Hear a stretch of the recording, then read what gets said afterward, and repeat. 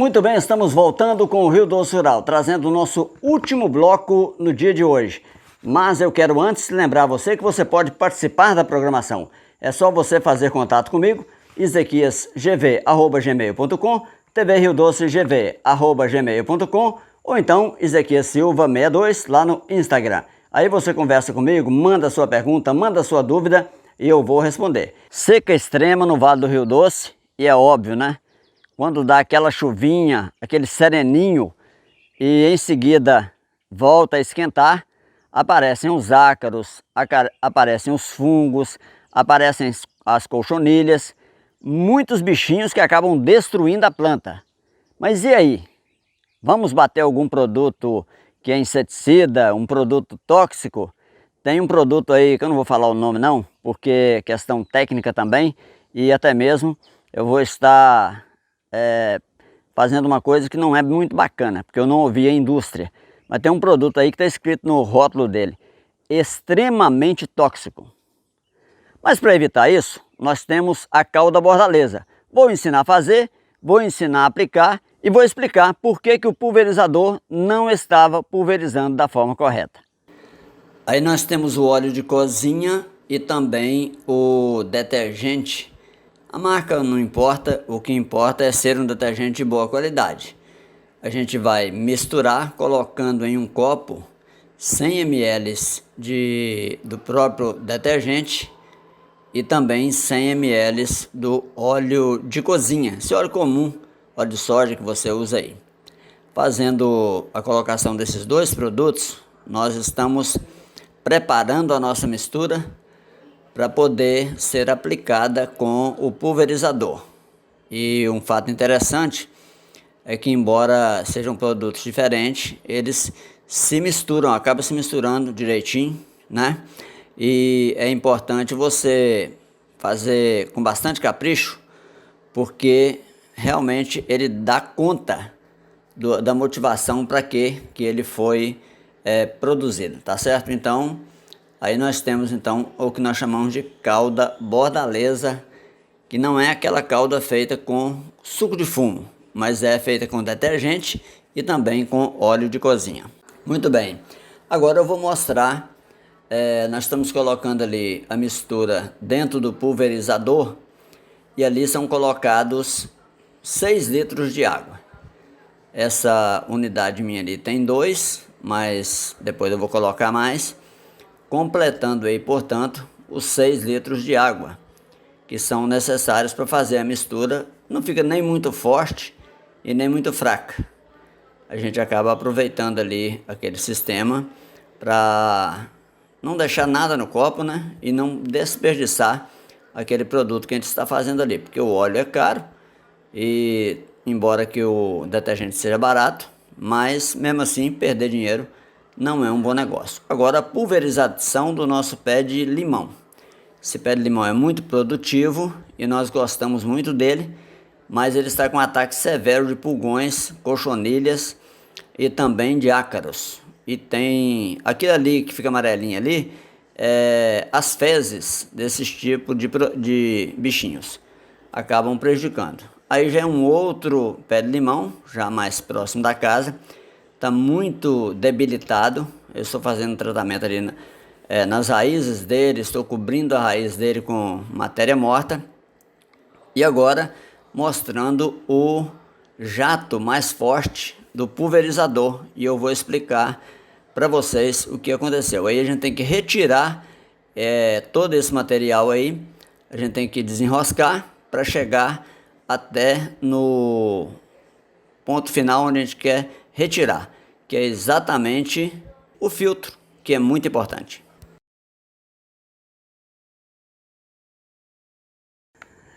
E agora a história do homem do campo. Hoje vou contar uma das minhas histórias. É porque nos 2 últimos finais de semana eu trouxe personagens diferentes. Vai ser sempre assim, vou trazer 2 personagens que eu vou buscar na roça e vou contar uma história que aconteceu comigo ou com alguém da minha família.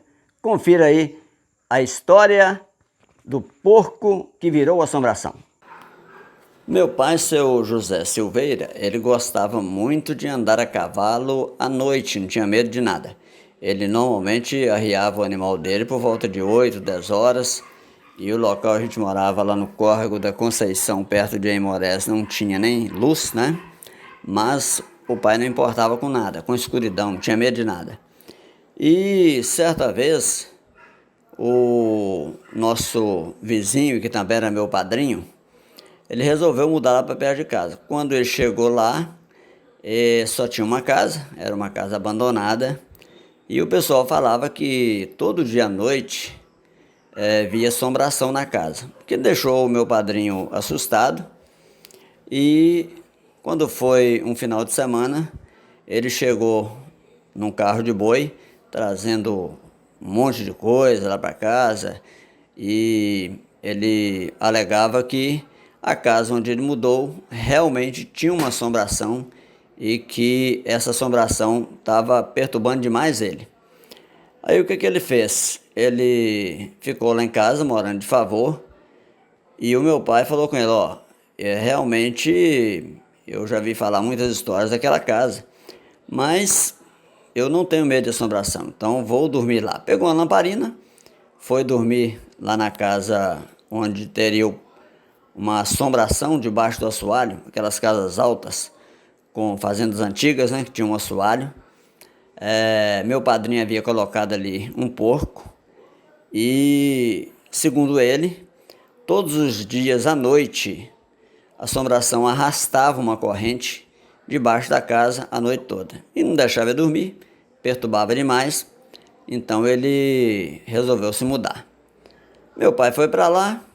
Além desse problema, tinha um outro problema também, porque uma palha corria na sala a noite toda. Bom, meu pai foi para lá, chegou lá e organizou tudo, falou, vou dormir lá então, amanhã eu conto para vocês. No outro dia o pai chegou e falou, olha, a assombração lá já está resolvida. A corrente debaixo da casa, na verdade, era o porco que tem a mania de mastigar a corrente soltou do grampo e o porco, ao invés de ficar só mastigando a corrente, ele ficava arrastando a corrente debaixo da casa. E aí meu padrinho achou que era uma assombração. A palha que vivia correndo para lá e para cá, na verdade era um rato, ele estava fazendo o ninho, passava correndo, trazendo a palha para fazer o ninho, meu pai deu um chute nele e resolveu. Resultado, a assombração está na cabeça de quem tem medo. A previsão do tempo para a próxima semana aqui no Vale do Rio Doce, região do Governador Valadares. Já adianto que eu não gostei muito. Realmente nós estamos num período de chuva, muita chuva, mas que não está chovendo. O período é período de chuva, mas não está chovendo. Quem plantou milho em setembro perdeu tudo. Quem plantou milho em outubro perdeu tudo. As sementes não germinaram e perdeu o produto. Tá complicado, mas eu vou contar o que vai acontecer na próxima semana. Pelo menos é a previsão do que pode acontecer. Para nós que estamos precisando de chuva com urgência, a previsão para os próximos dias não é muito animadora não. Para esse domingo, ou seja, para hoje, a previsão é de 8 milímetros de chuva.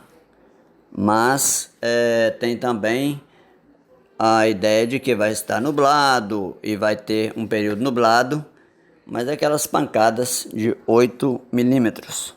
No dia 11, segunda-feira, nada de chuva.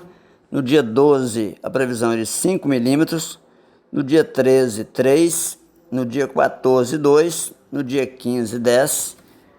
E no sábado que vem, dia 18, dia 16, aí sim 18 milímetros de chuva. No domingo, no dia 17, 7 milímetros. A grande verdade é que, distribuído durante toda a semana, a previsão de chuva não passa de 50 milímetros.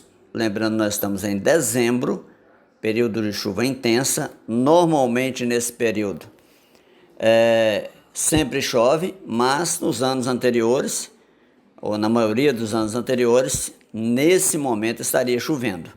E em alguns casos nós tivemos aí ano de chover 20 dias, 18 dias, 15 dias direto, e sendo que já havia chovido em outubro, né, alguma chuvinha em setembro, Novembro é um mês também chuvoso. Nós estamos tendo um início de dezembro com seca brava, muito séria mesmo, e que coloca a gente bastante alerta por causa da questão dos animais, da questão da produção de alimentos e tudo mais. Então, a previsão para a próxima semana, com menos de 50 milímetros, não é nada animadora. Terceiro giro de notícias, trazendo informações do agro para você que acompanha o Rio Doce Rural. A Conab anunciou a queda na produção brasileira de soja. A produção prevista era de 163 milhões de toneladas na safra 2023-2024 e os números anunciados essa semana são abaixo, 160 milhões de toneladas. Mesmo assim, o mercado não entendeu e não acredita e quer números mais conservadores, em torno de 157 milhões de toneladas. Os dados foram divulgados pela USDA, que é uma entidade americana que acaba mexendo nos mercados, menos nos Estados Unidos. Uma boa notícia para o mercado de citros. O limão tem crescimento de produção em São Paulo e em Minas Gerais, que começa a descobrir esse mercado. A lima ácida Tahiti, conhecida popularmente como limão Tahiti, bateu recordes de produção e vendas no ano passado. Em São Paulo, a lima ácida Tahiti teve crescimento de área plantada de 85,7% em relação a 2022. Minas Gerais, que também tem um clima quente, o crescimento foi de 34,2%. O mercado importador tem crescido e os produtores comemoram. O mercado europeu é quem mais compra o limão Tahiti.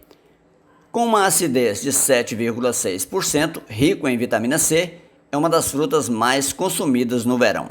E para fechar o nosso giro de notícias, eu vou falar sobre um produto muito consumido, principalmente na Europa, mas que no Brasil a gente não tem muito interesse, talvez até por falta de conhecimento, e esta é a função da imprensa, levar o conhecimento. É um produto chamado mirtilo. Esse produto é plantado no Brasil desde 1980, mas é pouco difundida a sua qualidade e as suas formas de serem consumidos. Rico em antioxidantes, combate radicais livres, melhora a visão, reduz o colesterol, reduz o açúcar no sangue, entre outros benefícios.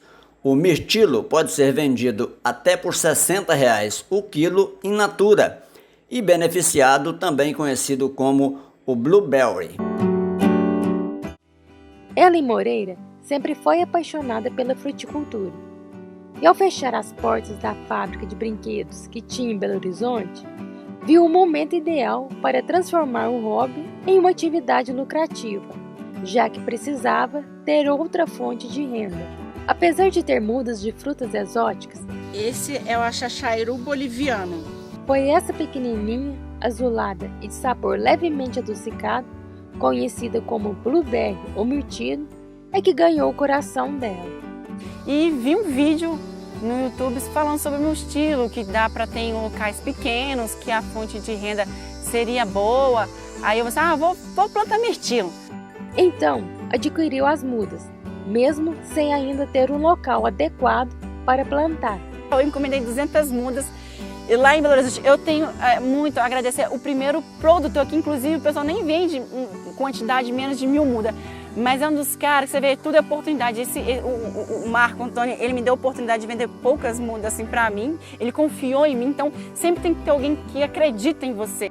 Além de não ter um local específico para plantar, a produtora lidava com outra insegurança: se o mirtilo adaptaria ao nosso clima, já que é originário de países frios. O mirtilo é uma planta, exótica, não é natural aqui do Brasil.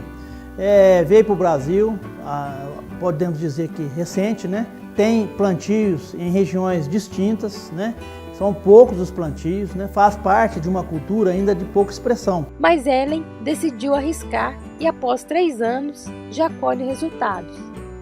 Alugou um sítio em Esmeraldas, na região metropolitana de Belo Horizonte, contratou 2 colaboradores para auxiliar nos cuidados de meio hectare de lavoura e tem até ganhado presentes personalizados de consumidores.